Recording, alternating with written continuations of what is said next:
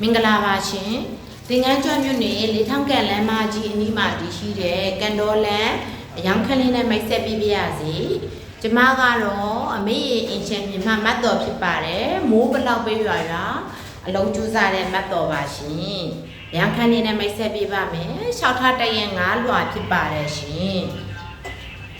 ဒီအခန်းလေးရဲ့အကြေလေးကတော့12ပေခွေး90ရှိပါတယ်တအိမ်လုံးကိုပါကီအထူးစားတွေခေပေးထားပါတယ်ဘေးတိုင်းမရှိပါဘူးရှင်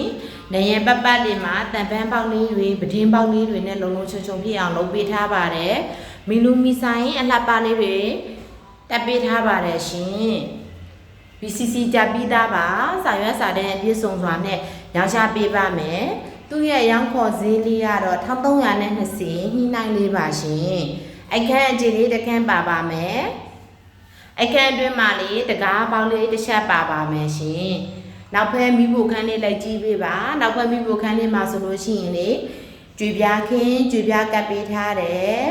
ယေရှုခန့်အိမ်သာဘိုးထိုင်ပါရှင်နောက်ဖက်မိဖို့ခန်းလေးမှာလေအလင်းရောင်ကောင်းစွာရရှိတဲ့စစ်ဖြောင်းတံပန်းပေါင်းလေးတွေပဒင်းပေါက်ပေါင်းလေးတွေကောင်းကောင်းလေးတွေလုပ်ပေးထားပါတယ်ရှင်ဒီခန်းလေးကိုမတ်တော်မင်းရင်အင်ရှင်မြဖြစ်လာရောက်ကြည့်ရှုဖို့ဖိတ်ခေါ်ပါတယ်ရှင်တိုက်ခန်းလှလှလေးတွေပိုင်ဆိုင်နိုင်ကြပါစေရှင်ကျေးဇူးတင်ပါတယ်